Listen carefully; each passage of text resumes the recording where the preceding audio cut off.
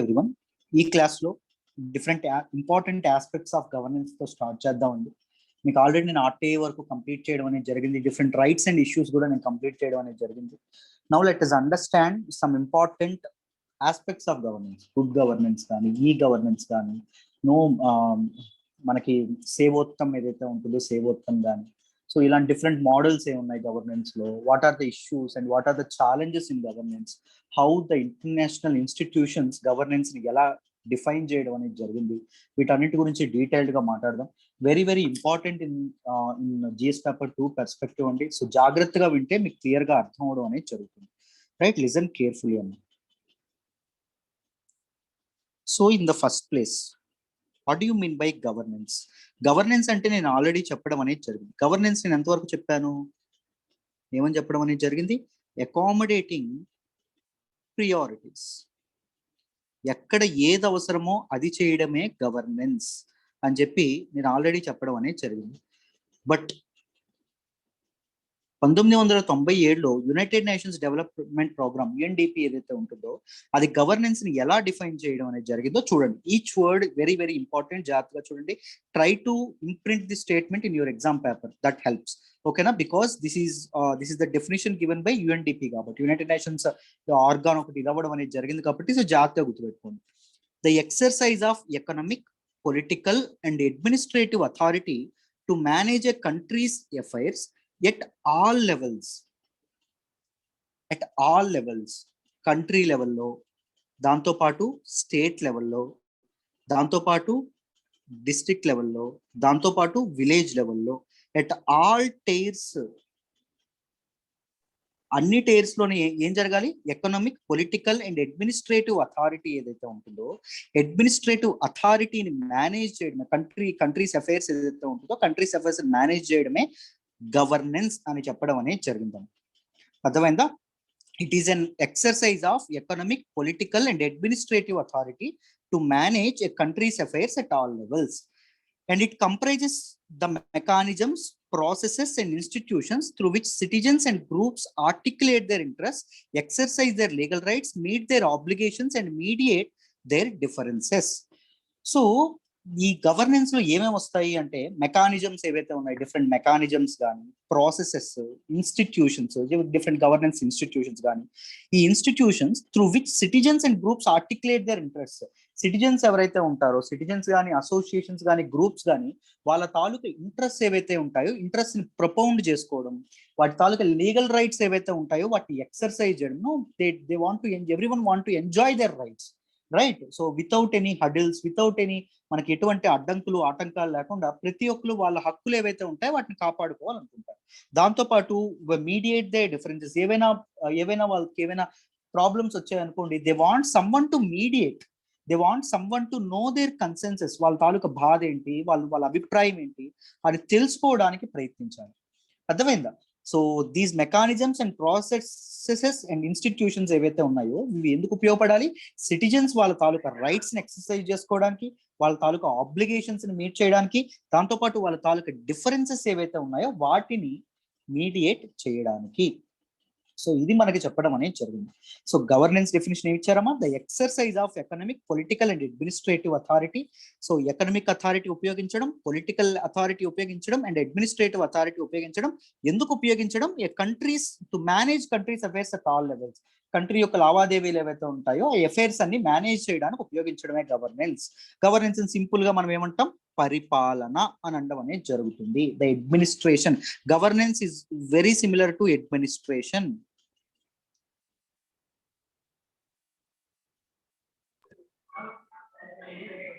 Governance is also called accommodating priorities.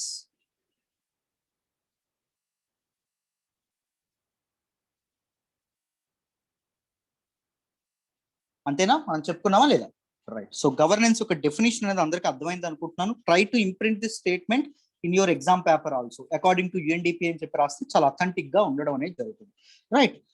So in 1993, 1993లో world bank ఏదైతే ఉంటుందో world bank కూడా గవర్నెన్స్ ఒక డెఫినేషన్ ఇవ్వడం అనేది జరిగింది.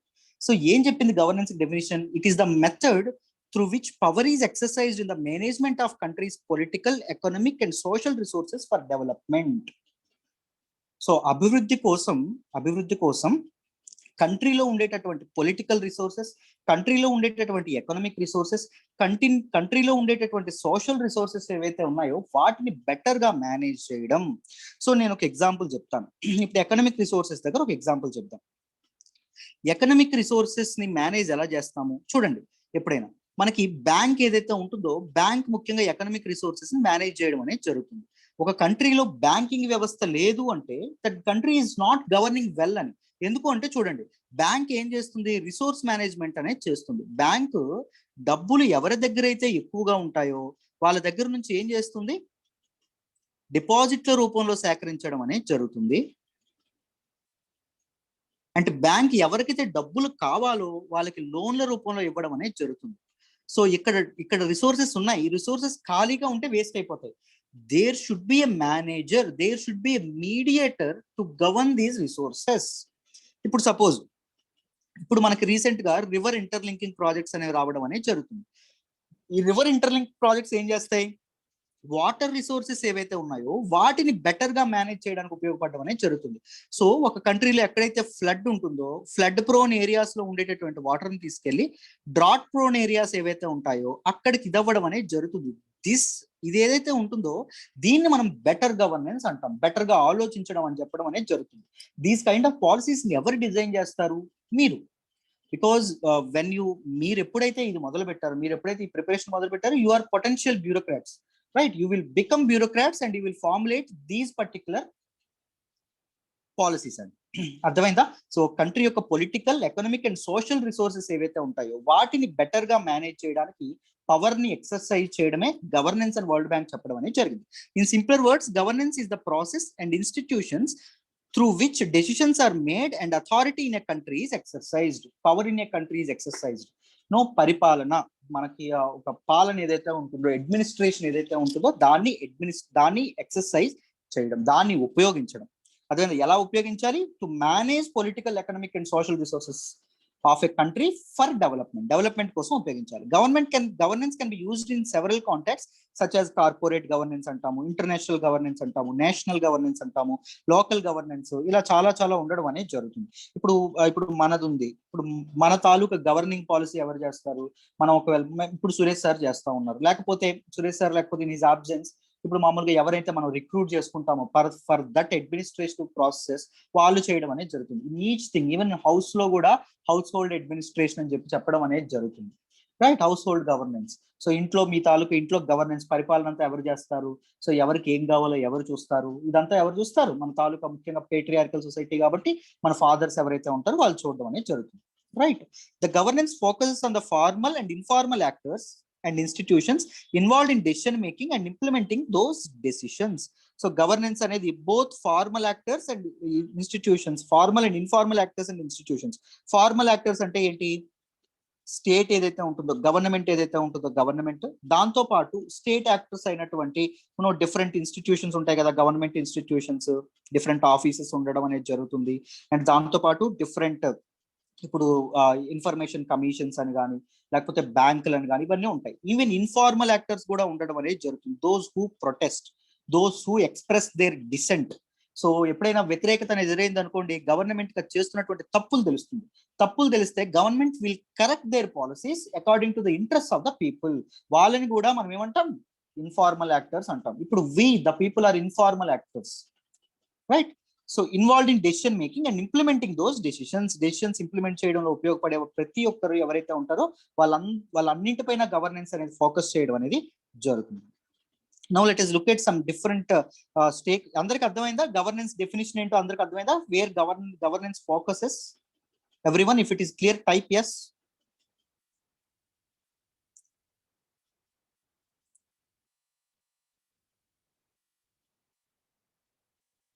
ఎవరికైనా ఏమైనా డౌట్ ఉంటే you can unmute yourself and you can ask your doubts right away. ఓకేనా?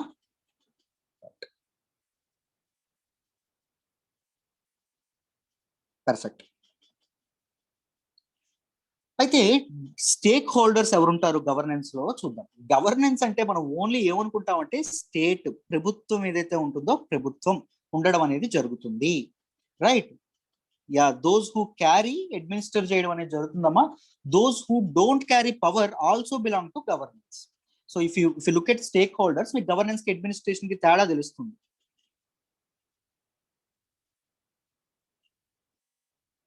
చూడండి, పవర్ ఎవరి చేతుల్లో ఉంటుందో వాళ్ళు అడ్మినిస్ట్రేషన్ చేస్తారు.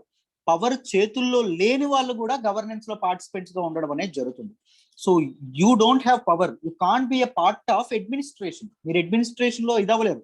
Once you crack UPSC you will become a part of administration. అర్థమైందా? Once you crack, only formal actors administration లో ఉంటారు, ఎవరు ఇన్ఫార్మల్ వాళ్ళు ఉండరు.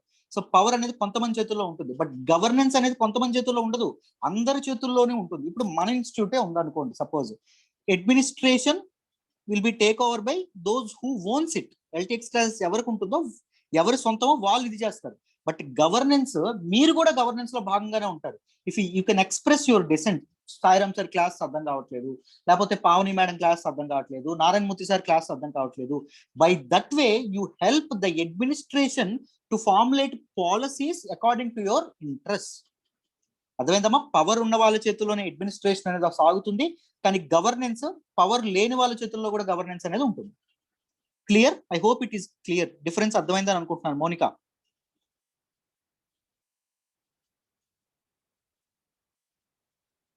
Perfect.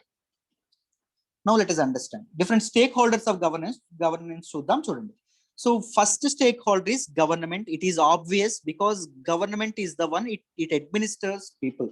So it administers different institutions. ఈ సొసైటీ అనేది ఇలా ఉంది అంటే, ఇలా పరిస్థితులు అనేవి ఇలా జరుగుతున్నాయి అంటే, దానికి గవర్నమెంట్ ఏదైతే ఉంటుందో గవర్నమెంటే కారణం. మన తాలూకా గవర్నెన్స్ లో ఉండేటటువంటి అందరు స్టేక్ హోల్డర్స్ మన తాలూకా జీవితాలను ప్రభావితం చేయడం అనేది జరుగుతుందండి. ఇప్పుడు గవర్నమెంటే తీసుకోండి. గవర్నమెంట్ ఒకవేళ ఇంట్రెస్ట్ రేట్లు ఏవైతే ఉన్నాయో, ఇంట్రెస్ట్ రేట్లు తగ్గిస్తే ఏమవుతుంది?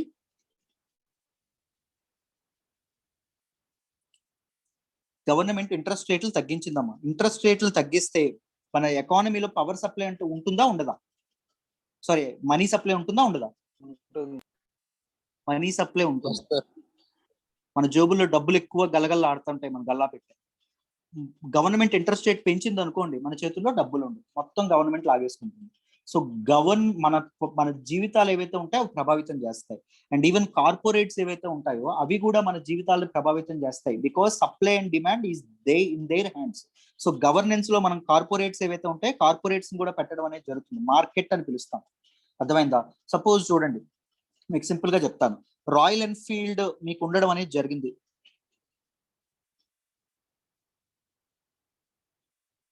రాయల్ ఎన్ఫీల్డ్ ఏదైతే ఉందో the advertise it like, so first నుంచి వాళ్ళ అడ్వర్టైజ్మెంట్ ఏంటి, that sound it self will resonate your heart beat అని చెప్పడం అనేది జరుగుతుంది. సో చిన్నప్పటి నుంచి బాయ్స్ ఎవరైతే ఉంటారో వీళ్ళందరూ తెలియకుండానే ఏర్పరచుకుంటారు. అర్థమైందా? ప్రేమ. రాయల్ ఎన్ఫీల్డ్ ఇది చేస్తే అసలు అది బైక్ రైడింగ్ అని చెప్పి తెలియకుండానే కార్పొరేట్స్ అనేవి వాళ్ళ తాలూకా అడ్వర్టైజ్మెంట్ టెక్నిక్స్ తో మన మైండ్ లోకి ఇన్సర్ట్ చేసేస్తాయండి. టూరిజం అనేది ఒక అద్భుతమైనటువంటిది, టూరిజం మన జీవితాలని మార్చేస్తుంది అని చెప్పి ఒక రకంగా రాస్తారు. మీకు తెలియకుండానే దాని ఇంపాక్ట్ అనేది పడిపోతుంది. నేను ఇప్పుడు రోజు మీకు రెహమాన్ సంగీతం అద్భుతం, రెహమాన్ సంగీతం లేకపోతే మీరు చెవులు కోసుకుంటారని చెప్పాను అనుకోండి, తెలియకుండానే నా మాటల ఇంపాక్ట్ ఏదైతే ఉంటుందో అది మీ మీద పడిపోతుంది. So those who can influence people's lives are a part of governance. Simply అర్థమైందా? First government is one of the key actors of governance ఏదైతే ఉంటుందో గవర్నెన్స్ లో ఒక కీ యాక్టర్ ఎవరు అంటే గవర్నమెంట్ అండి. Other actors May include political actors, institutions, interest groups, civil society, media, non-governmental and transnational institutions. The other actors involved in governance vary depending on the level of government. So చూడండి, only government తో పాటు ఇంకెవరు ఉంటారు అంటే political actors ఉండడం అనేది జరుగుతుంది. Opposition parties కానీ పొలిటికల్ పార్టీస్ కానీ ఇవన్నీ ఉండడం అనేది జరుగుతుంది. పొలిటికల్ ఇన్స్టిట్యూషన్స్ ఏవైతే ఉన్నాయో పొలిటికల్ ఇన్స్టిట్యూషన్స్ కూడా ఉండడం అనేది జరుగుతుంది. Interest groups, civil societies and దాంతో పాటు ప్రెజర్ గ్రూప్స్ ఇవన్నీ ఒకటేనమ్మా. ఇవన్నీ ఏం చేస్తాయి? ఇప్పుడు ట్రేడ్ యూనియన్ ఉంది. ట్రేడ్ యూనియన్ ఎవరి హక్కుల కోసం పోరాడుతుంది? వర్కర్స్ యొక్క రైట్స్ కోసం పోరాడుతుంది. సివిల్ సొసైటీస్ ఏం చేస్తాయి? సివిలియన్స్ ఎవరైతే ఉన్నారో పీపుల్ యొక్క రైట్స్ కోసం పోరాడతాయి. ఇంట్రెస్ట్ గ్రూప్స్ ఏం చేస్తాయి? Those who carry particular interest. Suppose ఇప్పుడు మనకి ఎస్సీ ఎస్టీ గ్రూప్స్ ఉన్నాయి అనుకోండి, అవి ఏం చేస్తాయి? ఎస్సీ ఎస్టీ ఇంట్రెస్ట్ కోసం పోరాడడం అనేది జరుగుతుంది. వీటిని ఇంట్రెస్ట్ గ్రూప్స్ అంటాం. సో ఇంట్రెస్ట్ గ్రూప్స్ అనేవి సింపుల్ గా చెప్పేటటువంటి ఇంట్రెస్ట్ గ్రూప్స్ అంటాము. అండ్ ఏమైనా ప్రెజర్ పెట్టాయి అనుకోండి, if they come up with protest or something, we call it as pressure groups. So governing bodies మీద ప్రెజర్ పెట్టడం అనేది జరుగుతుంది. అర్థమైందా? సో దాంతో పాటు non governmental and translational organisations కూడా ఉంటాయి, ఎన్జిఓస్ ఉంటాయి. దాంతో పాటు సెల్ఫ్ హెల్ప్ గ్రూప్స్ ఏవైతే ఉంటాయి, సెల్ఫ్ హెల్ప్ గ్రూప్స్ ఉంటాయి. సో ఇవి కూడా మన తాలూకు గవర్నింగ్ పాలసీస్ ఏవైతే ఉంటాయో వాటి మీద సిగ్నిఫికెంట్ ఇంపాక్ట్ అనేవి పెట్టడం అనేది జరుగుతుంది.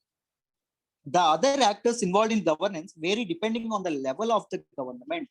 Everything depends on the policy of the government, philosophy of the government.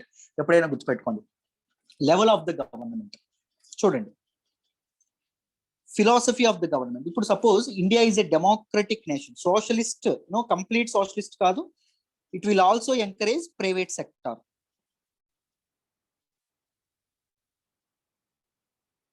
So ఇప్పుడు మనం చైనా తీసుకోండి, China is a communist nation. So free media అనేది, నో ఫ్రీ స్పీచ్ అనేది అక్కడ ఉండదు. సో మీడియా ఫ్రీడమ్ ఏదైతే ఉంటుందో ఫ్రీడమ్ అనేది అక్కడ ఉండదు. మీరు నమ్ముతారా, 1950 వరకు, 1950 వరకు ఎటువంటి ఫారిన్ డైరెక్ట్ ఇన్వెస్ట్మెంట్స్ ఇండియాలో పెట్టలేదు మనకు స్వాతంత్రం వచ్చిన తర్వాత. 1950 తర్వాత ఎందుకు పెట్టారు, ఎవరైనా చెప్పగలరా? ఎందుకు వచ్చినాయి ఇన్వెస్ట్మెంట్స్? వై?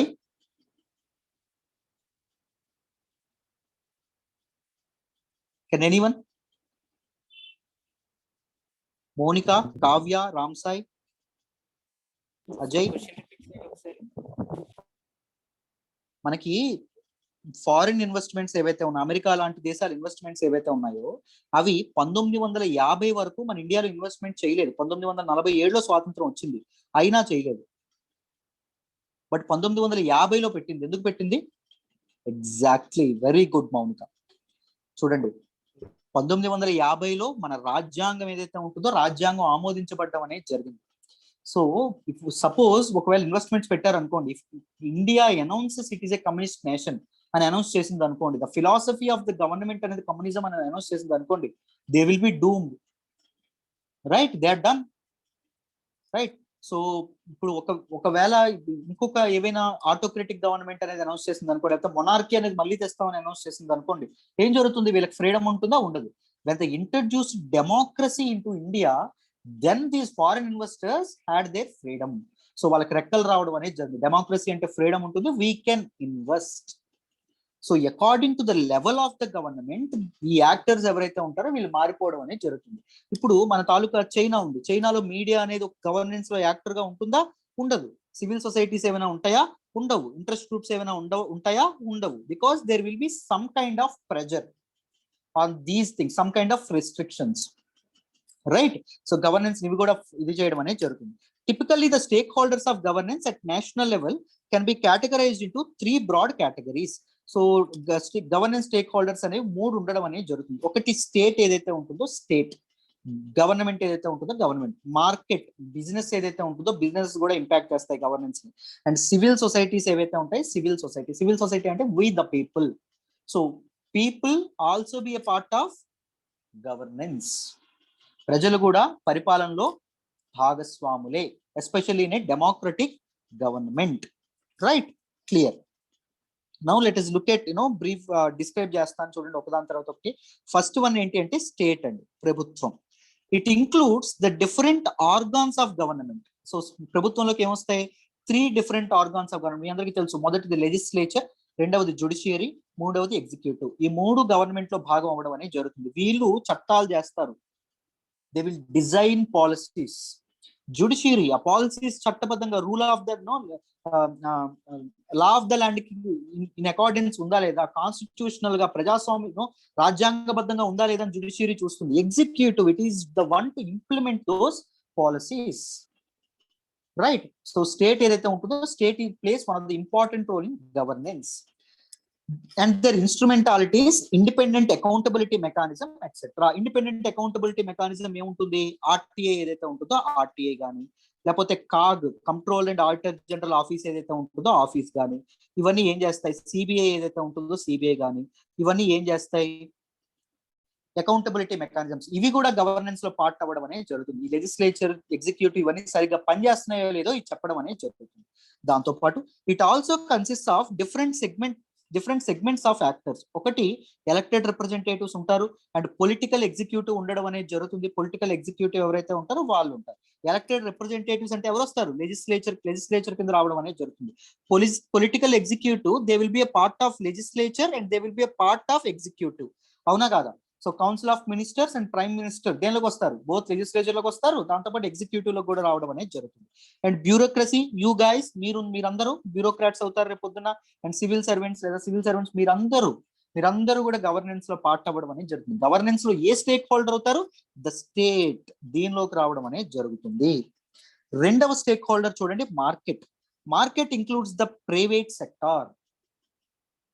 ప్రైవేట్ సెక్టర్ అనేది దీనిలోకి రావడం అనేది జరుగుతుంది. Organised as well as unorganised, that includes businesses firms ranging from large corporate houses to small scale industries establishments. ఇవన్నీ రావడం అనేది జరుగుతుంది. అన్ఆర్గనైజ్డ్ ప్రైవేట్ సెక్టర్ ఏదైతే ఉంటుందో, అన్ఆర్గనైజ్డ్ ఫర్మ్స్ ఏవైతే ఉంటాయో, they will also come under this market. They will also influence the people's lives. They will also controls the supply and demand in the country, right? Governance ఇవి కూడా impact చేయడం అనేది జరుగుతుంది. Governance ఇవి కూడా influence చేయడం అనేది జరుగుతుంది. ద సివిల్ సొసైటీ మూడవది చూడండి. It is the most divorce and typically included all groups not included in ARB. So state లో ఉండకుండా అంటే చూడండి, మీరు జాగ్రత్తగా వినండి. సపోజ్ మీరు ఒక ప్రైమ్ మినిస్టర్ అనుకోండి, you will be part of legislature and judiciary. మీరు చంద్రబాబు నాయుడు అనుకోండి, you will be only part of legislature.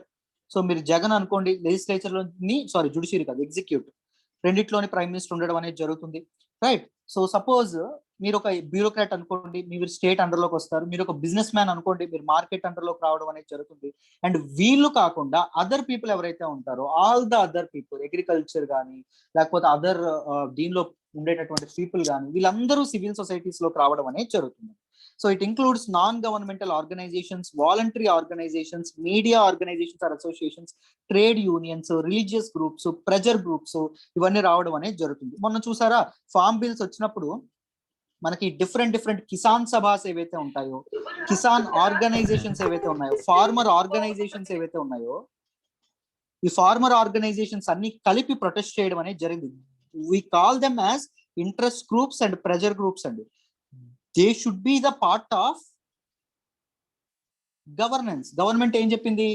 ఒక 2 ఏళ్ల వరకు ఈ తాలూకా ఫార్ములాస్ ఏవైతే ఉన్నాయో వాటిని ఎగ్జిక్యూట్ చేయమని చెప్పడం అనేది జరిగింది.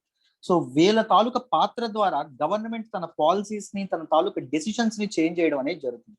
ఈవెన్ ఎన్జిఓస్ కానీ, హ్యూమన్ రైట్స్ గ్రూప్స్ ఏవైతే ఉంటాయి, గ్రూప్స్, వాలంటరీ ఆర్గనైజేషన్స్, ఇవి కూడా ఇంపాక్ట్ఫుల్ గా ఉండడం అనేది జరుగుతుంది. వీటి ఇంపాక్ట్ కూడా ఉండడం అనేది జరుగుతుంది. So these 3 are the different stake holders of governance. Everyone, అందరికీ అర్థమైందా different stake holders of governance ఏంటి అని? If it is clear, type yes.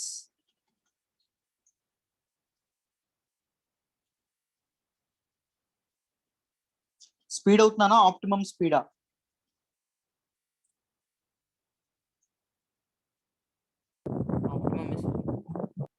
Optimum. Okay, done, very good, right. So నేను ఎప్పుడైనా టైప్ చేయమన్నా కొద్దిగా టైప్ చేయండి, ఎందుకంటే మీకు అర్థమైందని నాకు అర్థమవుతుంది, రైట్? నెక్స్ట్, గుడ్ గవర్నెన్స్ ఏదైతే ఉంటుందో దీని గురించి మాట్లాడదాం. చూడండి, గుడ్ గవర్నెన్స్ ఏంటి? గుడ్ గవర్నెన్స్ రామ్ సాయి రోజు చదువుతా ఉన్నాడు, పర్ఫెక్ట్ గా ఫాలో అవుతా ఉన్నాడు చెప్పిన ఇన్స్ట్రక్షన్స్ అని, గుడ్ బాయ్. కావ్య ప్రతిరోజు ఫాలో అవుతుంది, చెప్పిన ప్రతిరోజు క్లాస్ అటెండ్ అవుతుంది, గుడ్ గర్ల్. కాల్ సింప్లీ మనం ఇది చేయడం అనేది జరుగుతుంది. ఎందుకు చెప్తున్నాము?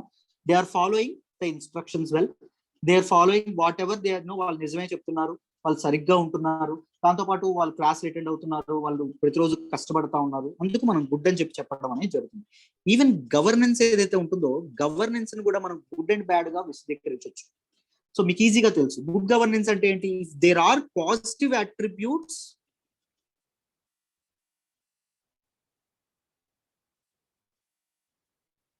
In governance, then we call it as good governance. చెప్పండి, కరప్షన్ ఫుల్ గా ఉంది, సో మీడియాకి ఫ్రీడమ్ అనేటటువంటిది లేదు, దాంతోపాటు ప్రజల తాలూకా సమ్మతి ఉందా, లేకపోతే ప్రజలను పట్టించుకోకుండా పాలసీస్ అనేవి తీసుకుంటున్నారు, దాంతోపాటు బయటికి ఏం పాలసీస్ తీసుకుంటున్నారని చెప్పి బయటికి చెప్పట్లేదు. సో దాన్ని మనం గుడ్ గవర్నెన్స్ అంటామా, బ్యాడ్ గవర్నెన్స్ అంటామా? What we call it bad governance అంటాం. It is very very clear. So good governance అంటే ఏంటి? సో క్వాలిటీ ఆఫ్ గవర్నెన్స్ ఏదైతే ఉంటుందో వాటిని అందించడం, దాంతో పాటు మీకు ఇంపార్టెంట్ ప్రజలకు ఏం కావాలో వాటిని అందించడం, దాంతో పాటు కరప్షన్ లేకుండా చూసుకోవడం, ట్రాన్స్పరెన్సీ అనేది మనం ఎన్ష్యూర్ చేయడం, అకౌంటబిలిటీ ఏదైతే ఉంటుందో గవర్నమెంట్ జవాబుదారీగా ఉండడం, దీన్ని మనం గుడ్ గవర్నెన్స్ అనడం అనేది జరుగుతుంది. Good governance is actually dynamic concept అండి. ఎక్కడికెక్కడ గుడ్ గవర్నెన్స్ అనేది మారిపోతా ఉంటది. ఎందుకంటే గవర్నెన్స్ అని ఏం చెప్పాం? It is accommodating priorities.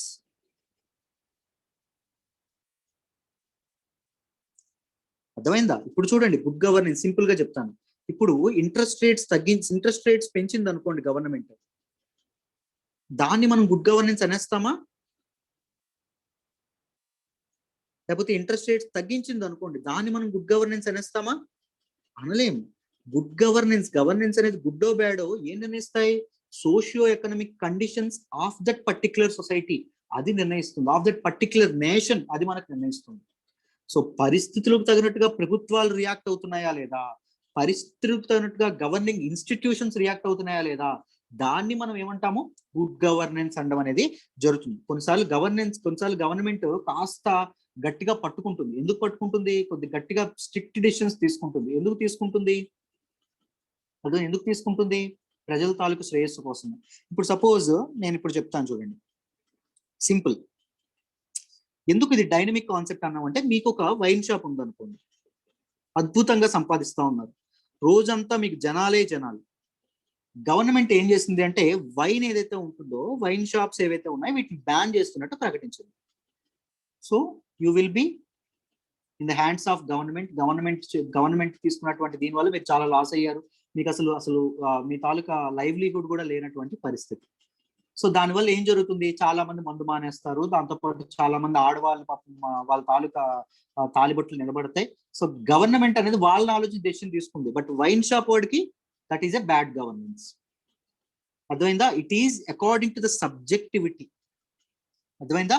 So according to the subjectivity, according to the socio economic conditions, we call it governance as good governance and bad governance. Simple గా చెప్తాం, it is mostly a dynamic concept.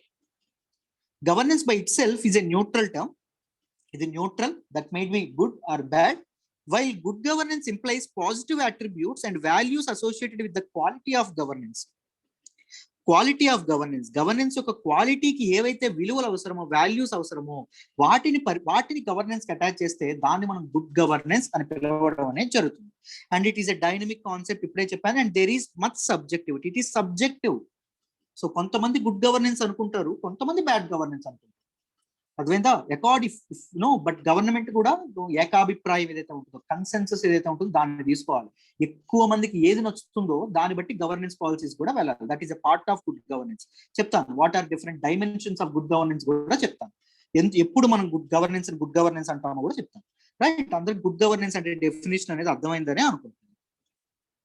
ఇక్కడ ఈ pic చూడండి, good governance is well civilised. ఇక్కడ దొంగను చూడండి, inefficiency, red tape, mal administration, corruption, secrecy, ఇవన్నీ ఉంటే బ్యాడ్ గవర్నెన్స్ అంటారు.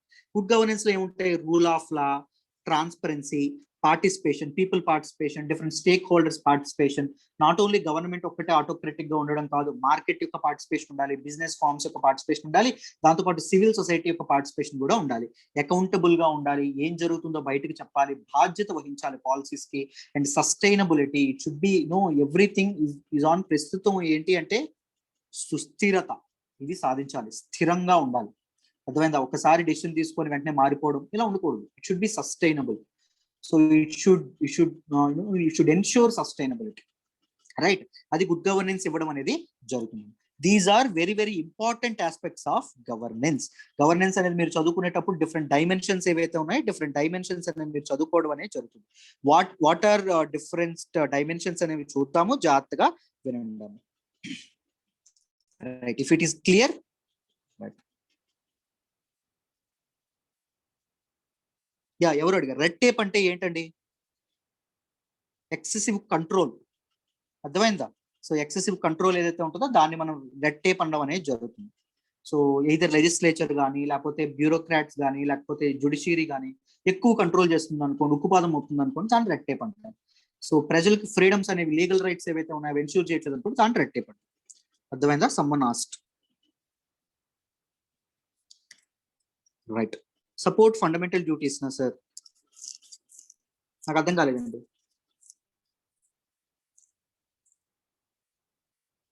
What is the point you are trying to put forward? Malaya, unmute yourself and please speak.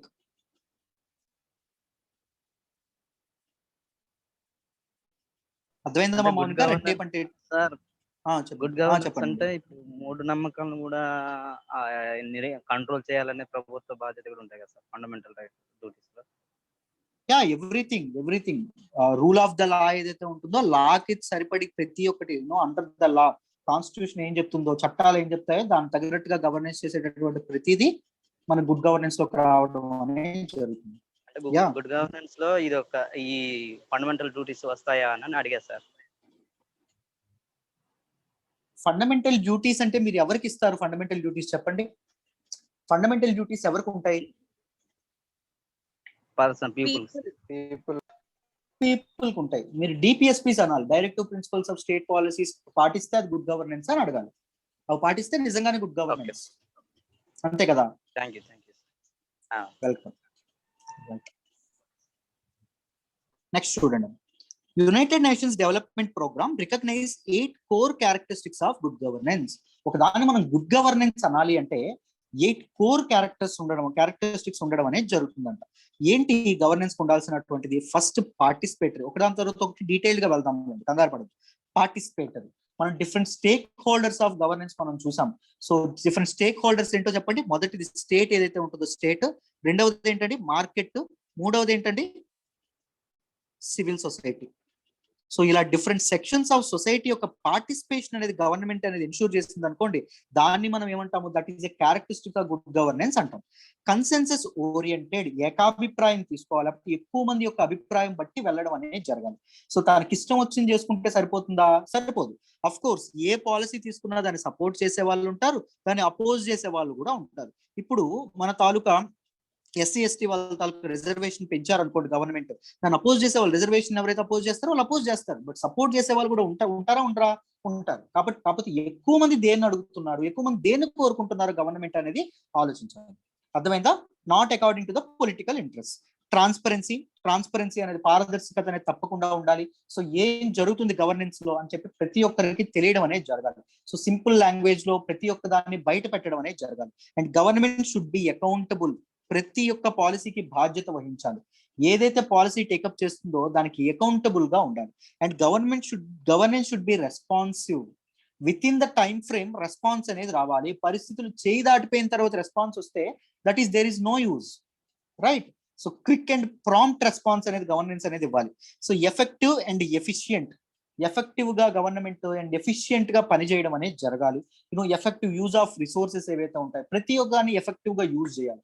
Either human resources కానీ, economic resources కానీ, political resources కానీ, social resources కానీ, ప్రతి దాన్ని efficient గా యూజ్ చేయాలి. That is a part of good governance. Equitable and inclusive. So ప్రతి ఒక్కరు different this participatory and inclusive ఏదైతే ఉంటుందో, inclusive comes they will be in accordance with each other అండి. ప్రతి రెండింటి ఇంటర్లింక్డ్. ఇంక్లూజివ్ అంటే ఏంటి? Access to different sections of society. అర్థమైందా? సో అందరికి పార్టిసిపేషన్ అనేది మిగలాలి. అండ్ ఈక్విటబుల్ పార్టిసిపేషన్ ఏదైతే ఉంటుందో ఈక్విటబుల్ పార్టిసిపేషన్ అనేది అందించాలి. Someone is vulnerable to participate చేయలేనటువంటి పొజిషన్ లో కొంతమంది ఉన్నారు అనుకోండి, వాళ్ళకి గవర్నమెంట్ స్పెషల్ ప్రొవిజన్స్ అనేవి అందించి వాళ్ళు పార్టిసిపేట్ చేసేలాగా చేయాలి గవర్నెన్స్ దీనిలో. అర్థమైందా? Follows the rule of law. ఎప్పుడైనా గుర్తుపెట్టుకోండి, a good governance always follow rule of law. So you are the people in to governance. Important organ అయినటువంటి స్టేట్ లోకి మీరు వెళ్ళబోతున్నారు రేపు పొద్దున్న. So you have to UPSC experts you to put forward your opinions. మీ opinions అనేవి తప్పకుండా మీరు ఇది చేయాలి. First you should do analysis. First analysis అనేది చేయాలి. ఎనాలిసిస్ చేసిన తర్వాత you should come up with opinions. But ఆ ఒపీనియన్స్ అనేది ఎలా ఉండాలి? According to rule of law, rule of land ఏదైతే ఉంటుందో, అకార్డింగ్ టు కాన్స్టిట్యూషన్ బట్టి మీరు ప్రతిదీ మాట్లాడాలి. అదొక్కసారి రాదమ్మా, ఇంటర్వ్యూలో సడన్ గా మాట్లాడేస్తానంటే అవ్వదు. ఆలోచన విధానం ఇప్పటి నుంచే నేను ఆలోచిస్తుంది అకార్డింగ్ టు ద కాన్స్టిట్యూషన్ ఉందా లేదా, రాజ్యాంగం అది కరెక్ట్ గా చెప్తుందా లేదా, లేకపోతే నేను తప్పుగా ఏమైనా మాట్లాడతాను. అర్థమైందా? No, you might say abolition of governor మనకు అవసరం లేదు. You shouldn't say that because it is a constitutional office. You should criticise the governor. ఇప్పుడు గవర్నర్ యొక్క పోస్ట్ ని మీరు క్రిటిసైజ్ చేయొచ్చు, but you shouldn't let your opinion say that governor is not at all needed. అలాంటి పదాలు మీరు వాడకూడదు. So every opinion is according to the rule of law. అప్పుడే మీరు రేపొద్దున గవర్నెన్స్ లో భాగం అవుతారు. అర్థమైందా? పర్ఫెక్ట్ గా పనిచేయడం అనేది జరుగుతుంది. You will be able to, మీరందరూ ఒక మంచి బ్యూరోక్రాట్స్ గా తయారవ్వడం అనేది జరుగుతుంది. అర్థమైందా? రైట్. సో ఈ 8 ఉండడం అనేది జరుగుతుంది. ఒకటి తర్వాత ఒక డీటెయిల్ గా వెళ్దాం, జాగ్రత్తగా చూడండి. Good governance in your paper 2 మీరు మెయిన్స్ లో రాసేటప్పుడు use these kind of diagrams మీరు యూజ్ చేస్తే చాలా చాలా బాగుంటుంది. సో ఎప్పుడైనా గుర్తుపెట్టుకోండి, 3 ఉన్నాయనుకోండి, మనకి ఇదేదైతే ఉంటుందో ట్రయాంగిల్ వేయడానికి ప్రయత్నించండి. అర్థమైందా? దాంతోపాటు 4 ఉన్నాయనుకోండి, మనకి స్క్వేర్ వేయడానికి ప్రయత్నించండి. లేకపోతే ఇలా ఆక్టోగాన్ ఏదైతే ఉంటుంది, 8 ఉన్నాయి కదా, ఆక్టోగాన్ వేశారు. సో 7 ఉంటే ఎక్సోగాన్ కానీ ఇలాంటి వేయడానికి ప్రయత్నించండి, మీకు చాలా చాలా ఉపయోగపడుతుంది. సో చూడండి, ఫస్ట్ నుంచి ఏవైతే ఉన్నాయి, ఒకటి participatory, consensus oriented, accountability, transparency, responsiveness, equitability and inclusiveness, effective and efficient, and follows the rule of law. When you use these kind of diagrams in your paper, it will be more చాలా అందంగా కనిపించడం అనేది జరుగుతుంది, చదివేవాడికి కూడా బాగుంటుంది. Right, I hope ఇక్కడ వరకు మీకు క్లియర్ అనే అనుకుంటున్నాను. Now let us understand participation. పాలు పంచుకోవడం, భాగస్వాములు అవ్వడం. Participation of all sections of society is cornerstone of good governance. Each and every section of society governance లో పార్టిసిపేట్ చేయాలి. సో అందుకే మనకు లెజిస్లేచర్ లో చూస్తే రిజర్వేషన్స్ గట్రా కల్పించడం అనేది జరుగుతుంది. There will be a nominated people, ఎవరైతే ఉంటారో నామినేటెడ్ పీపుల్ కూడా ఉంటారు. జ్యుడిషియరీలో కూడా మనకి పార్టిసిపేషన్ అనేది, ఈక్వల్ పార్టిసిపేషన్ అనేది ఏర్పాటు చేయడం అనేది జరుగుతుంది. దాంతో పాటు మనకి ఎగ్జిక్యూటివ్ ఏదైతే ఉంటుందో, ఎగ్జిక్యూటివ్ లో కూడా మనకి ఇప్పుడు బ్యూరోక్రసీలో, ఇప్పుడు మన యూపీఎస్సీలో కూడా రిజర్వేషన్స్ గట్రా ఉంటాయి కదా. So all the sections of society ఎవరైతే ఉంటారో వాళ్ళందరూ పార్టిసిపేట్ చేయడం అనేది జరగాలి. మేల్ ఆర్ ఫీమేల్ డిస్క్రిమినేషన్ ఉండదు, ఫిజికల్లీ హ్యాండిక్యాప్డ్ అనే డిస్క్రిమినేషన్ ఉండదు, బికాస్ థర్డ్ జెండర్ అనేటటువంటి డిస్క్రిమినేషన్ ఉండదు, because they will be the people, they can design good policies for upliftment of those people, those who are vulnerable and weak. వాళ్ళ కోసం వాళ్ళే చేయగలరు, ఎందుకంటే వాళ్ళ బాధలు ఏంటో వాళ్ళకే తెలుసు కాబట్టి. సో ఈక్వల్ పార్టిసిపేషన్ అనేది important. Participatory governance provides opportunities for citizens to take part in decision making, implementation and monitoring of government activities. So participatory governance ఏం చేస్తుంది? It provides opportunities for citizens. పౌరులు ఎవరైతే ఉంటారో వాళ్ళకి ఆపర్చునిటీస్ కల్పించడం అనేది జరుగుతుంది. Take part in decision making లో ఇది చేయడానికి. సో ఇఫ్ పలానా పొలిటికల్ పార్టీ ఉందమ్మా, పలానా political party it will come up with దాని ఐడియాలజీ. ఇప్పుడు మన తాలూకా బీజేపీ ఉంది, BJP is complete right wing political party, right wing philosophy అనేది ఉంటుంది. సపోజ్ ఇంకొక ఇప్పుడు మన తాలూకా కాంగ్రెస్ ఉంది, Congress UPA government, it is a left wing political party. లేకపోతే సిపిఐ, సిపిఎం ఉంటాయి, అవేంటి కమ్యూనిజం ప్రొఫౌండ్ చేస్తాయి. సో ఎవరిని చూస్ చేసుకోవాలి అనేటటువంటి పవర్ ఎవరికి ఇచ్చారు? ప్రజలకి ఇచ్చారు. So people are part of decision making. So వాళ్ళకి తెలుసు అకార్డింగ్ టు దేర్ ఫిలాసఫీ ఏ రకమైనటువంటి డిసిషన్స్ వాళ్ళు తీసుకుంటారు, ఏ రకమైనటువంటి పాలసీలు వాళ్ళు తయారు చేస్తారని ప్రజలకు తెలుసు. So according to that they will వాళ్ళందరూ ఏం చేస్తారు, వాళ్ళ తాలూకా నాయకులను ఎన్నుకుంటారు డెసిషన్ మేకింగ్ లో. అండ్ ఇంప్లిమెంటేషన్ ఏదైతే ఉంటుంది, implementation and monitoring of government activities. మనకి ఆర్టీఏ ఉంది, రైట్ టు ఇన్ఫర్మేషన్ యాక్ట్. దీని ద్వారా ఏం చేస్తాం? మానిటర్ చేస్తాం. సో ఎలా ఉందో మనకి ఇప్పుడు మనం ఒక పిటిషన్ పెట్టాం అనుకోండి, ఆర్టీఏ ద్వారా మనకి ఎలా జరుగుతుంది, ఎంత ఖర్చు అయింది, దేనికి ఎంత ఖర్చు అయింది, ఇవన్నీ మనకు తెలుస్తాయి. So people will become participants in governance policies. However, participation needs to be informed and organized. Participation ఏదైతే ఉంటుందో అది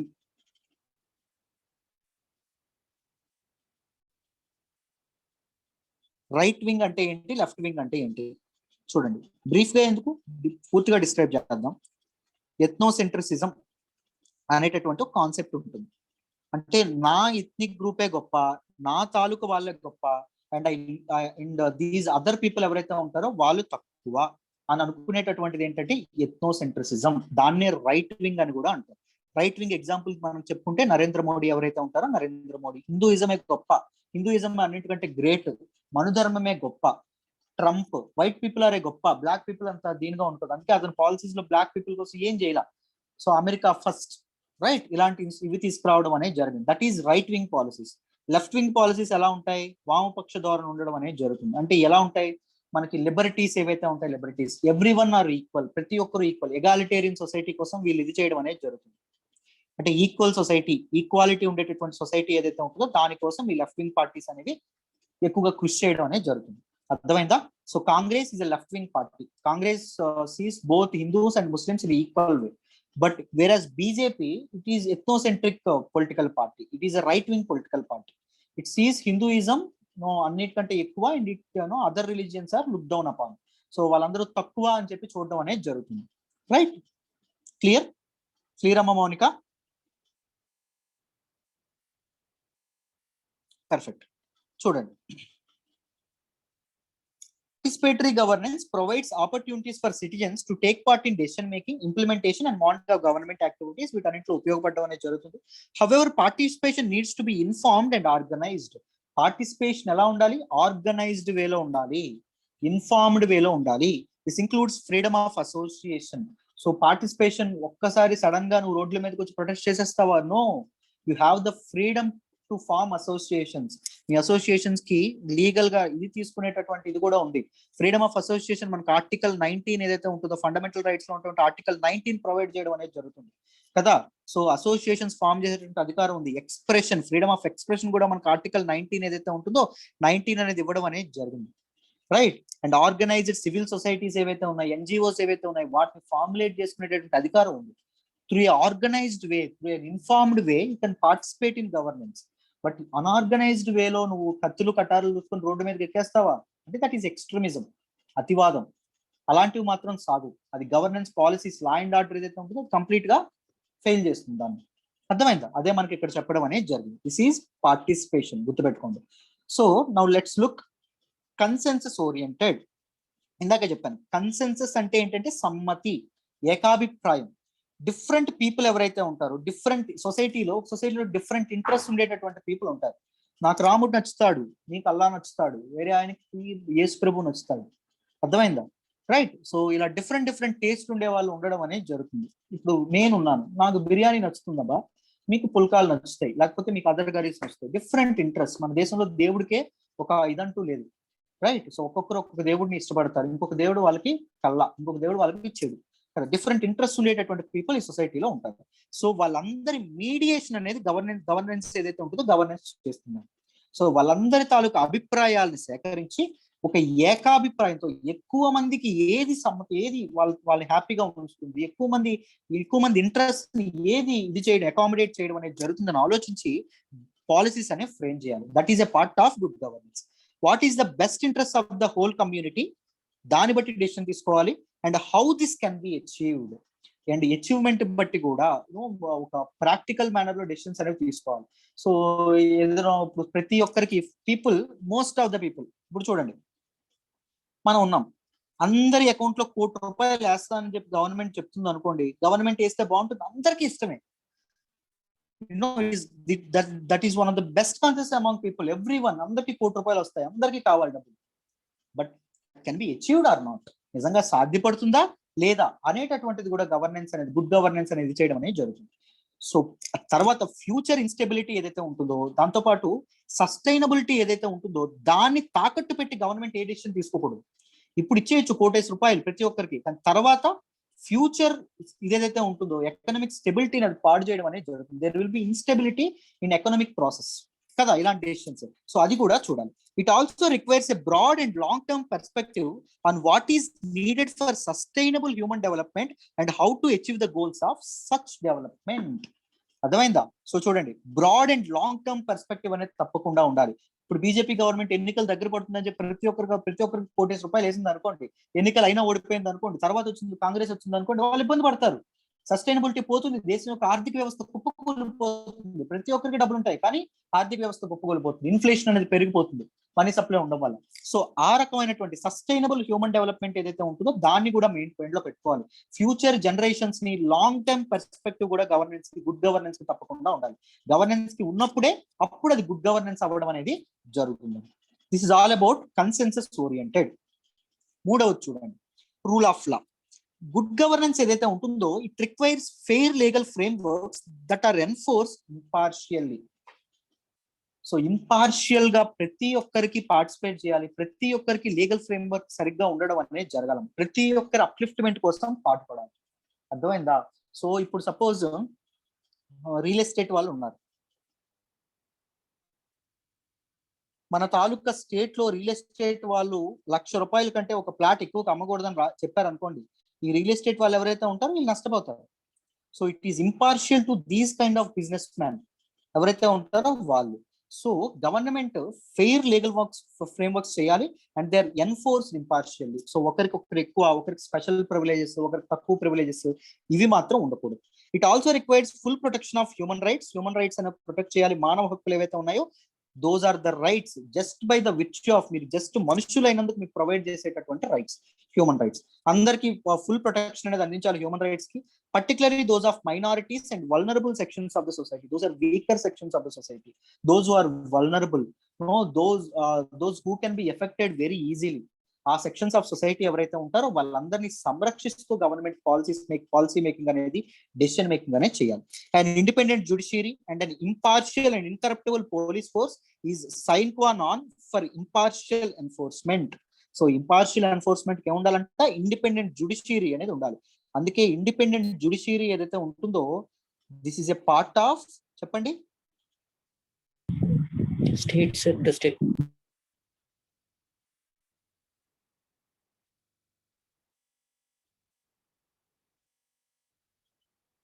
basic structure of Indian constitution. భారత రాజ్యాంగ మౌలిక నిర్మాణంలో అది భాగం. అందుకే జ్యుడిషియరీ నుంచి నువ్వు ఇండిపెండెన్స్ ఏదైతే ఉంటుందో ఇండిపెండెన్స్ ని దూరం చేయలేవు. అందుకోసం పుట్టుకొచ్చినవే ఈ కొలిజియం సిస్టమ్ ఏదైతే ఉంటుందో, కొలిజియం సిస్టమ్ కానీ ఇవన్నీ రావడం అనేది జరిగింది. ఎందుకు పుట్టుకొచ్చాయి ఇవన్నీ? జ్యుడిషియల్ అపాయింట్మెంట్స్ కోసం కొలిజియల్ సిస్టమ్ ఉంటుంది, కొలిజియం సిస్టమ్. ఎందుకంటే అవన్నీ వచ్చాయి because to ensure independence of judiciary. స్వయం ప్రతిపత్తి, అటానమీ అనేది వాటికి ఉండాలి. లేకపోతే దే బికమ్ పార్షియల్, వాటిని ఇన్ఫ్లుయెన్స్ చేసేటటువంటివి ఏవి ఉండకూడదు. అందుకే మనం ఏం చేస్తాం, మన తాలూకా supreme court chief justice of India కానీ, సుప్రీంకోర్టు జడ్జిలు కానీ, లేకపోతే ప్రెసిడెంట్, వీళ్ళందరూ ఎవరైతే ఉంటారో సుప్రీంకోర్టు జడ్జిలు కానీ, వీళ్ళందరి తాలూకా శాలరీస్ అండ్ అలవెన్సెస్ ఏవైతే ఉన్నాయో ఎక్కడి నుంచి కట్ అవుతాయి చెప్పండి? కన్సోలిడేటెడ్ ఫండ్ ఆఫ్ ఇండియా నుంచి కట్ అవుతాయి. కన్సోలిడేటెడ్ ఫండ్ ఆఫ్ ఇండియాలోని చార్జ్డ్ ఎక్స్పెన్సెస్ నుంచి కట్ అవుతాయి. కన్సోలిడేటెడ్ ఫండ్ ఆఫ్ ఇండియా, నేను 3 ఫండ్స్ గురించి చెప్పాను. కన్సోలిడేటెడ్ ఫండ్ ఆఫ్ ఇండియా నుంచి రూపాయి ఖర్చు చేయాలన్న ఎవరి తాలూకు పర్మిషన్ అవసరం చెప్పండి? పార్లమెంట్ పర్మిషన్ అనేది అవసరం కదా. Parliament comprises of both legislature and executive, అంతేనా? సో పార్లమెంట్ యొక్క ఇన్ఫ్లుయెన్స్ అనేది జ్యుడిషియరీ మీద ఉండకూడదు కాబట్టి వీళ్ళ తాలూకా ఏవైతే ఉంటాయో, శాలరీస్ ఏవైతే ఉంటాయో పార్లమెంట్ పర్మిషన్ లేకపోయినా కన్సోలిడేటెడ్ ఫండ్ ఆఫ్ ఇండియా నుంచి డైరెక్ట్ గా వచ్చేస్తాయి. వీళ్ళ తాలూకా శాలరీస్ ఎప్పుడు ఆగవం. అర్థమైందా? This is one of the very very important. So impartial enforcement ఉండాలంటే ఇండిపెండెంట్ జ్యుడిషియరీ అనేది ఉండాలి.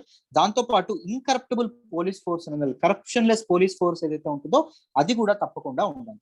సో ఒకరికి ఒక జస్టిస్, ఇంకొకరికి ఇంకొక జస్టిస్ అలాంటివి ఇవ్వకూడదు.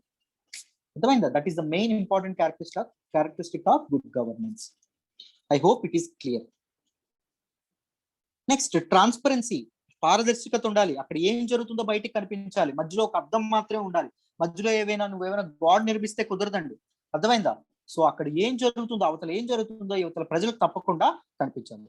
Transparency means that decisions taken and their enforcement are done in a manner that follows rules and regulations.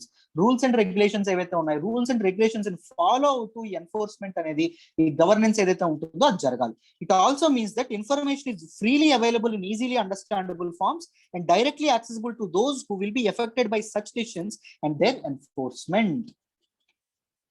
So information అనేది ఫ్రీగా అవైలబుల్ అవ్వాలండి.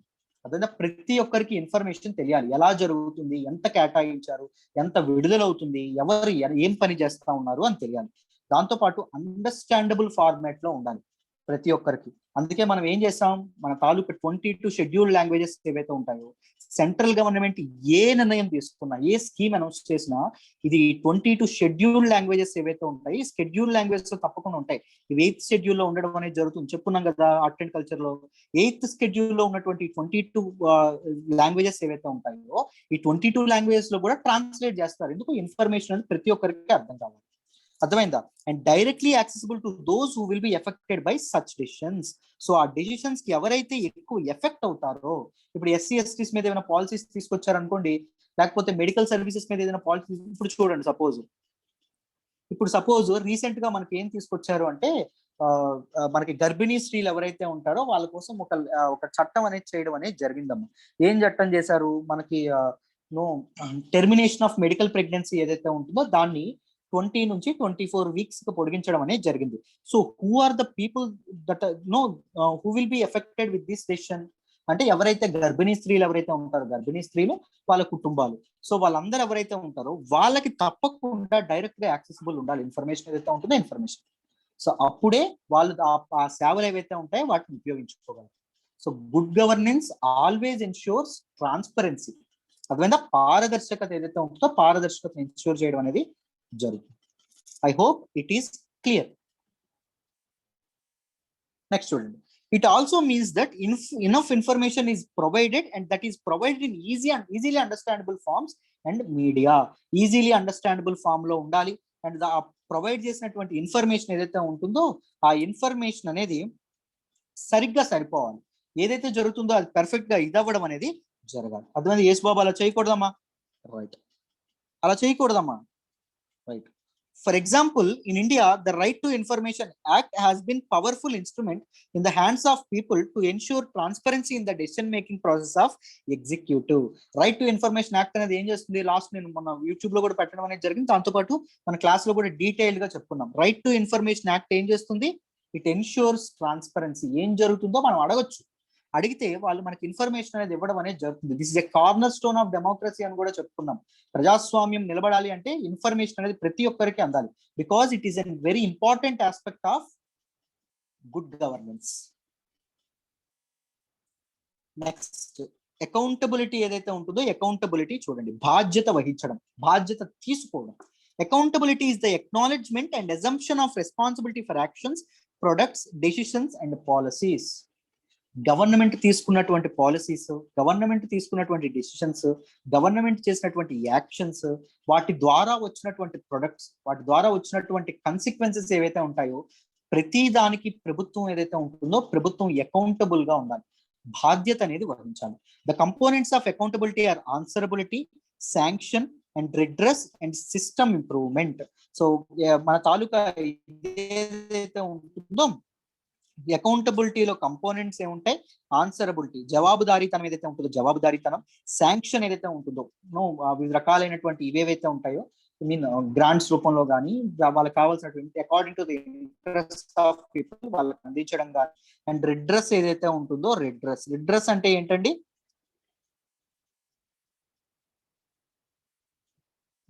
గ్రీవెన్సెస్ అండి. అర్థమైందా? గ్రీవెన్సెస్ ఏవైతే ఉంటాయి, వాళ్ళ తాలూకా ఫిర్యాదులు ఏవైతే ఉంటాయి వాటిని తీసుకొని దానికి తగినట్టుగా ఇది చేయడం. సిస్టమ్ ఇంప్రూవ్మెంట్, ఎప్పుడు గవర్నెన్స్ సిస్టమ్ ఏదైతే ఉంటుందో దాని ఇంప్రూవ్మెంట్ కోసం ఇది చేయడం. ఫిర్యాదులు తీసుకొని ఆ ఫిర్యాదులు తగినట్టుగా యాక్టింగ్ కూడా చేయాలి. Government should come up with some kind of actions. In general, an organization or institution is accountable to those who will be affected by its decisions or actions.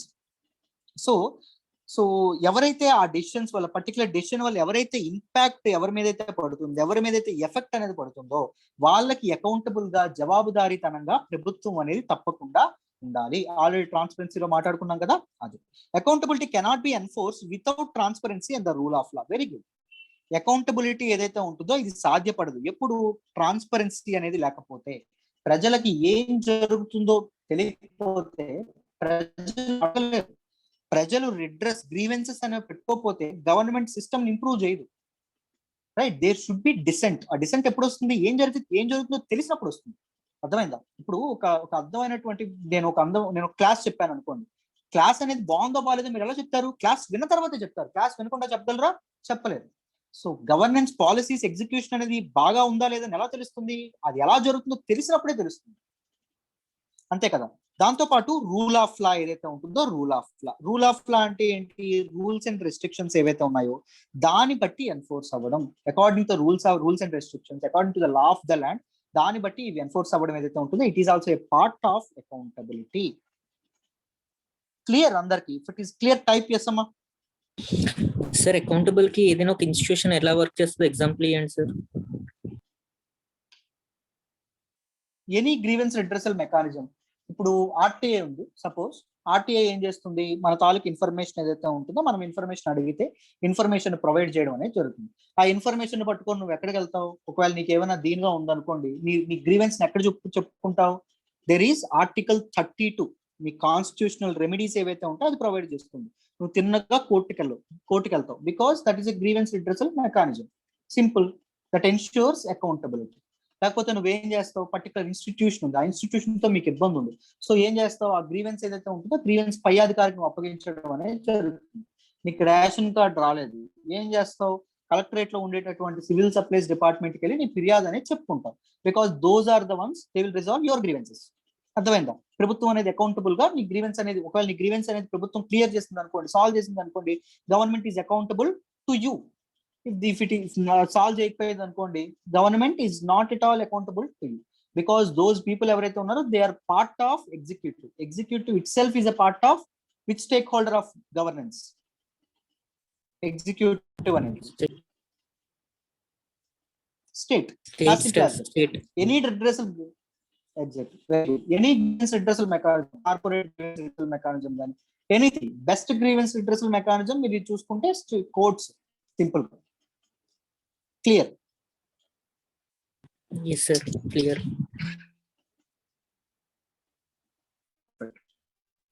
Responsive ఏదైతే ఉంటుందో రెస్పాన్సివ్. సో చూడండి, నువ్వు accountable గా కరెక్టే, కానీ ఆ response నువ్వు పెట్టినటువంటి గ్రీవెన్స్ కి in time frame, in reasonable time frame response అనేది రావాలి. Good governance requires that institutions and process try to serve all stake holders with in a reasonable time frame. With in the time frame serve చేయాలి నువ్వు. అర్థమైందా? ఎప్పుడు అవసరం, ఏ టైంకి అవసరం అప్పుడే సర్వ్ చేయాలి. సైక్లోన్ వచ్చింది, సైక్లోన్ వచ్చినప్పుడు నువ్వు రిలీఫ్ మెకానిజం ఏదైతే ఉంటుందో రిలీఫ్ మెకానిజం అనేది తీసుకురావాలి. సైక్లోన్ వచ్చి మొత్తం అంతా ఊడ్చుకెళ్ళిపోయింది అనుకోండి, తర్వాత గవర్నమెంట్ యాక్ట్ చేస్తే కుదురుతుందా? కుదరదు.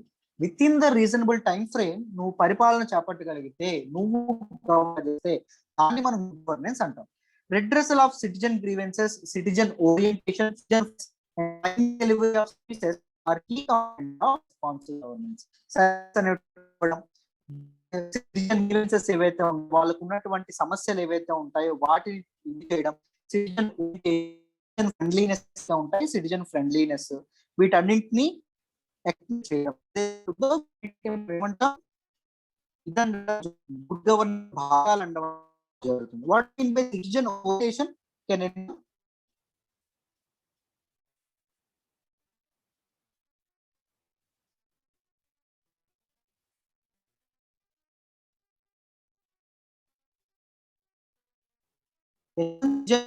అంటే ఏంటి?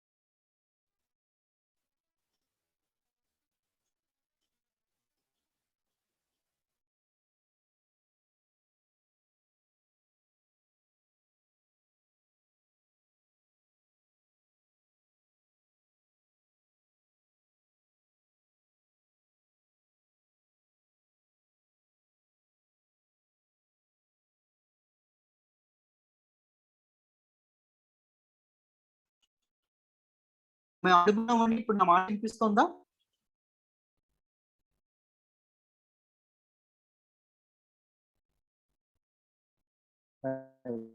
ఆర్యం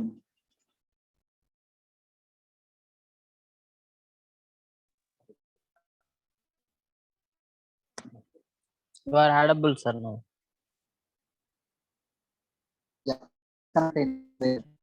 Now, citizen orientation అంటే ఏంటండి?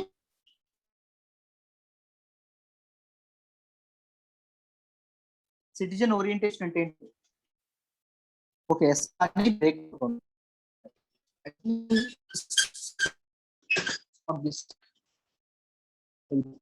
క్లియర్ గా వినిపిస్తుంది. జాగ్రత్త. సిటిజన్ ఓరియంటేషన్ అంటే ఏంటమ్మా?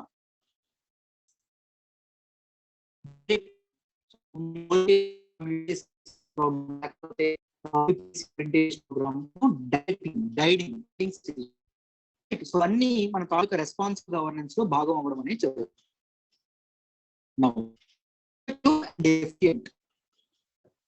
Effectiveness and efficiency. Good governance means that process and institutions produce. మళ్ళీ stuck అవుతుంది. అవును sir.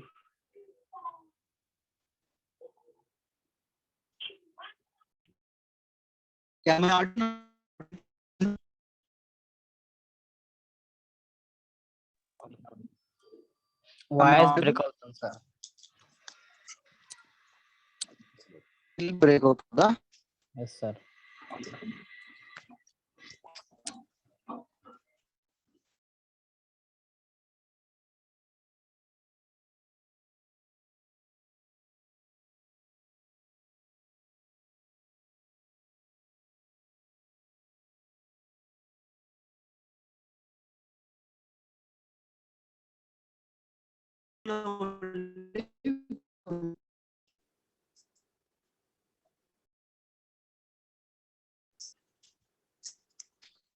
వినిపిస్తుందమ్మా?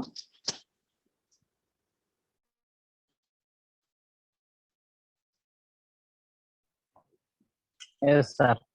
వినిపిస్తుందమ్మా? Am I audible? Yes sir. చూడండి, good governance means that process and institutions produce results into the ఇంకా break అవుతుందా?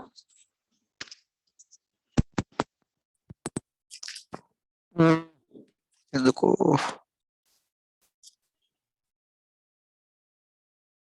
ఇప్పుడు చూడండి. సో గుడ్ గవర్నెన్స్ లో ఏం జరుగుతుంది అంటే, రిసోర్సెస్ ఏవైతే ఉన్నాయో రిసోర్సెస్ ఆప్టిమమ్ గా యూజ్ చేసి ఎఫిషియన్సీ అనేది ఇది చేయడం. So it means that processes and institutions produce results. Processes and policies, institutions ఇవన్నీ ఆప్టిమమ్ రిజల్ట్స్ అనేవి మెయింటైన్ చేయాలి with the use of resources. ఉన్నటువంటి రిసోర్సెస్ ఉపయోగించుకొని ఆప్టిమమ్ రిజల్ట్స్ అనేవి ఇస్తే దాని ఎఫెక్టివ్నెస్ అండ్ ఎఫిషియన్సీ అనడం అనేది జరుగుతుంది. రిసోర్సెస్ వేస్ట్ అయ్యాయి అనుకోండి, that is not at all A good governance. Resources waste అయితే దాని గుడ్ గవర్నెన్స్ ఇంకా వస్తుందమ్మా. ఇంకా కట్ అవుతుందా? ఇప్పుడు క్లియర్ సార్. ఇప్పుడు క్లియర్. ఓకే, జస్ట్ 5 minutes మీకు అయిపోతుంది, సెషన్ ఎండ్ చేసేస్తాను. డిస్టర్బ్ అవుతుంటే వద్దు, ఓకేనా? Thus, it also covers the sustainable use of natural resources and the protection of the environment. So అందుకోసం అని చెప్పి న్యాచురల్ రిసోర్సెస్ ఏవైతే ఉంటాయో వాటిని సస్టైనబుల్ గా యూజ్ చేయాలి. న్యాచురల్ రిసోర్సెస్ వేస్ట్ అయిపోకూడదు, న్యాచురల్ రిసోర్సెస్ డిజాస్టర్స్ కి పాడైపోకూడదు. సో అందుకే ఉన్న న్యాచురల్ రిసోర్సెస్ ని మనం కాపాడుకోవాలి, వాటిని సేఫ్ గార్డ్ చేయాలి. దాంతోపాటు protection of the environment protect అయిపోయాం అనుకోండి, దేర్ విల్ బి కెలామిటీస్ అనేవి రావడం అనేది జరుగుతుంది, విపత్తులు అనేవి రావడం అనేది జరుగుతుంది. ఈ న్యాచురల్ కెలామిటీస్ ఏం చేస్తాయి? Destruction of resources. సో మన తాలూకు ఇన్స్టిట్యూషన్స్ ఇళ్ళని ధ్వంసం చేస్తాయి, దాంతో పాటు ఆఫీసులను ధ్వంసం చేస్తాయి, కార్యాలయాలను, చాలా చాలా ప్రాబ్లమ్స్ రావడం అనేది జరుగుతుంది. So effective and efficient management of resources is also a very very very important characteristic of good governance అన్న. Now equitable and inclusive. చూడండి, society's well-being depends on ensuring that all its members feel they have a stake in it. So good governance society యొక్క well being, సొసైటీలో అందరూ ఎప్పుడు హ్యాపీగా ఉంటారు? ప్రతి ఒక్క మెంబరు నేను దానిలో భాగస్వామిని, నాకు ఈ సొసైటీలో వాటా ఉంది, I'm playing my role in this particular society, in this particular governance అని గవర్నమెంట్ ఎన్షూర్ చేసినప్పుడు జరగడం అనేది జరుగుతుంది. They do not feel excluded from the main stream of society నుంచి నేను ఎక్స్క్లూడ్ అవ్వకూడదు. అందుకే మనం ఏం చేస్తాం, ట్రైబల్ పీపుల్ ఎవరైతే ఉంటారో ట్రైబల్ పీపుల్ కోసం కూడా స్పెషల్ పాలసీస్ అనేవి తీసుకురావడం అనేది జరుగుతుంది. ఎందుకు? వాళ్ళని కూడా గవర్నెన్స్ లో భాగస్వాముల్ని చేయడం కోసం, వాళ్ళని కూడా ఇంక్లూజివ్నెస్ ఏదైతే ఉంటుందో ఇంక్లూజివ్నెస్ అనేది పెంచడం కోసం. అర్థమైందా? సో చూడండి, వెల్ బీయింగ్, సొసైటీ యొక్క well being depends on ensuring that all its members feel they have a stake in it. అందరం మేము కూడా ఈ సొసైటీలో భాగం, we are playing our part in this in the building of this particular society అని చెప్పి వాళ్ళు నమ్మాలి. This requires all groups, particularly the most vulnerable, have opportunities to improve or maintain their well being. ముఖ్యంగా most vulnerable societies, weaker sections of the societies ఎవరైతే ఉన్నారో and different groups of societies ఎవరైతే ఉన్నారో వాళ్ళకి అవకాశాలు అనేవి కల్పించాలి. అవకాశాలు కల్పించడం ద్వారా మనం ఇంక్లూజివ్నెస్ అనేది సాధించడం అనేది జరుగుతుంది. Inclusiveness is a predominant characteristic of good governance అని.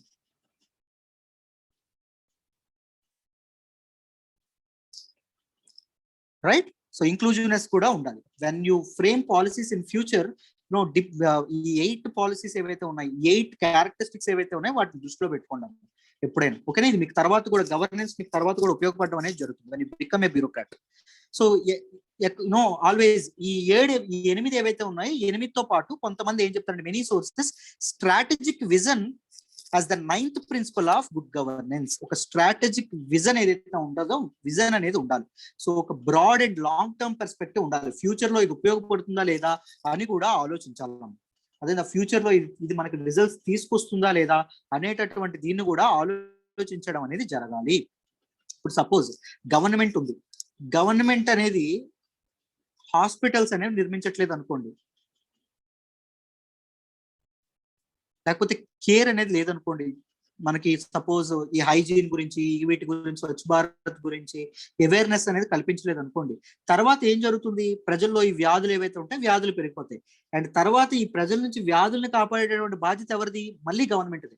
సో ఇక్కడ రూపాయితో పోయేది ఈ తాలూకు వ్యాధులన్నీ ప్రబలితే ప్రజలకు గవర్నమెంట్కి 2 రూపాయలు అవుతుంది.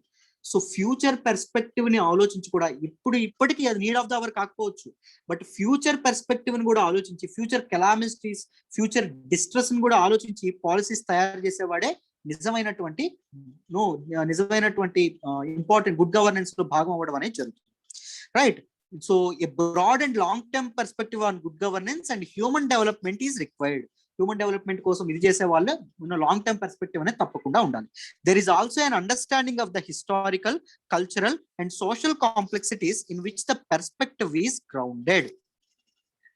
So historical perspectives, cultural perspectives and social complexities ఏవైతే ఉంటాయో వాటిని కూడా అర్థం చేసుకోవాలి. వాటిని కూడా అర్థం చేసుకున్నప్పుడే you will become a part of good governance అండి. అర్థమైందా? సో ఇప్పుడు సపోజ్ మనం చూద్దాం, మనకి ఇప్పుడు scheduled caste and scheduled tribes ఉన్నారు. ఎందుకు వాళ్ళ కోసం స్పెషల్ ప్రొవిజన్స్ అనేవి తీసుకురావడం అనేది జరుగుతుంది? Because the people who are in the governance, they accept the historical injustice that was made on these vulnerable and weaker sections. So historical గా వాళ్ళకి అన్యాయం జరుగుతుంది, సామాజిక న్యాయంలో వాళ్ళకి జరగట్లేదు. And cultural and social complexities ఏవైతే ఉంటాయో వాటిని కూడా వీళ్ళు దృష్టిలో పెట్టుకోవాలి. కల్చరల్ కాంప్లెక్సిటీస్ ఏవైతే ఉన్నాయి, ఇప్పుడు ట్రైబల్ పీపుల్ ఉన్నారు, they are culturally isolated from main land people. ఈ కాంప్లెక్సిటీస్ ని కూడా దృష్టిలో పెట్టుకోవాలి. ఇప్పుడు ఒకవేళ ఇప్పుడు ఈ పాలసీ తీసుకొస్తే రేపు పొద్దున్న ఏం జరుగుతుంది? ఇప్పుడు సపోజ్ ఒక పాలసీ తీసుకొచ్చారు అనుకోండి, ఏంటి ఆ పాలసీ అంటే, పార్లమెంట్ చేసేటటువంటి చట్టాలు మనకి 5th and 6th షెడ్యూల్లో ఉండేటటువంటి, 5th కాదు 6th షెడ్యూల్లో ఉండేటటువంటి ట్రైబల్ ప్లేసెస్ ఏవైతే ఉన్నాయో, రీజియన్స్ ఏవైతే ఉన్నాయో వాటికి కూడా వర్తించాలని నువ్వు చెప్పి ఒక పాలసీ తయారు చేసావు అనుకోండి, దానివల్ల ఏం జరుగుతుంది? ఎక్స్ట్రీమిజం అనేది డెవలప్ అవుతుంది. సో వాళ్ళందరిలో అసంతృప్తి అనేది బయలుదేరుతుంది, సెషనిస్ట్ మూవ్మెంట్స్ అనేవి బయలుదేరుతాయి. ప్రతి ఒక్కరు భారతదేశం నుంచి వేరేగా వెళ్ళిపోవాలి అనుకోవడం అనేది బయలుదేరుతుంది. సపోజ్ మన ఇండియాలో ఒక నేషనల్ లాంగ్వేజ్ కూడా లేదు. Suppose official language Hindi, but national language లేదు. నేషనల్ లాంగ్వేజ్ గా హిందీ నువ్వు పెట్టావు అనుకోండి, ఏం జరుగుతుంది? తమిళం లాంటి ఓల్డెస్ట్ చరిత్ర, ప్రాచీనమైనటువంటి చరిత్ర ఉన్నటువంటి క్లాసికల్ లాంగ్వేజెస్ లో భాగంగా ఉన్నటువంటి తెలుగు, తమిళ్ పీపుల్, ఇలాంటి వాళ్ళు ఏం చేస్తారు? రివోల్ట్ బయలుదేరడం అనేది జరుగుతుంది. They want to secede from India. So ఈ cultural aspects and social complexities ఏవైతే ఉంటాయో వీటిని కూడా దృష్టిలో పెట్టుకొని లాంగ్ టర్మ్ పర్స్పెక్టివ్ ని ఆలోచించి నువ్వేం చేయాలి? డెసిషన్స్ అనేవి తీసుకోవాలి. సో దీస్ 9 ఏవైతే ఉన్నాయో, these 9 are the very important. Predominantly 8 అండి యుఎన్డిపి చెప్పింది, United nations development Programme. And the last one ఏంటి అంటే strategic vision. So good governance number of times మీకు అడగడం అనేది జరిగింది క్వశ్చన్. ఎగ్జాక్ట్ గా whatever is there in our material అది మీరు ఎగ్జాక్ట్ గా రాసి ఇంకాస్త క్రియేటివ్ గా రాయగలిగితే, కాస్త ఎలాబొరేట్ చేయగలిగితే, ఇంకాస్త బ్రాడ్ పెర్స్పెక్టివ్ ఇవ్వగలిగితే, బై యూజింగ్ మై ఎగ్జాంపుల్స్, నేనైతే ఎగ్జాంపుల్స్ కొన్ని చెప్పాను, అలాంటి ఇవ్వగలిగితే నో ఫుల్ మార్క్స్ గ్యారంటీ. ఇంకా చాలా చాలా మార్క్స్ అనే ఇన్ఫర్మేటివ్ గా ఆన్సర్ ఉంటుంది, చక్కగా ఉంటుంది. వాట్ ఎవర్ ద టిప్స్ ఇందాక ఆక్టాగోనల్ షేప్ లో ఒకటి తయారు చేసుకున్నాం. సో ఇలాంటి పిక్చర్స్ ఏవైతే ఉన్నాయో, ఇలాంటి వేసి కానీ ఇలాంటివి చేస్తే మీకు చాలా దీనిగా ఉండడం అనేది జరుగుతుంది. అర్థమైందా? You will score much marks. Right, perfect, clear. Good governance అందరికి, everyone clear sir. It is clear. Type చేస్తామా అందరూ? రామ్ సాయి స్పీడ్ ఓకేనా? ఆప్టిమమా? హరి అందరికి ఆప్టిమం స్పీడ్ ఎలా మెయింటైన్ చేయనా? అజయ్ అర్థమవుతుందా క్లాస్ ప్రతి ఒక్కరికి? పర్ఫెక్ట్. రన్నింగ్ నోట్స్ రాసుకోగలుగుతున్నారా ప్రతి ఒక్కరు? Yes sir. Wonderful. Right. So Mallaiah అర్థమైందా క్లాస్?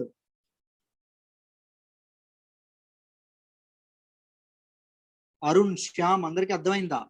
క్లియర్ సార్, అర్థమైంది సార్. ఇప్పుడు 8 చెప్పమన్నా చెప్తారు సార్. Very good, very good, excellent. So చెప్పండి, 8 ఏంటో చెప్పండి. Participation sir, participation, consensus, transparent, accountable, responsive, effective, consensus, transparency, accountability, response. తర్వాత చెప్పండి. Effective and efficient, equitable and response, efficient and effective, equitability అంటే ఇంక్లూజన్, ఇంకొకటి rule of law. Rule of law.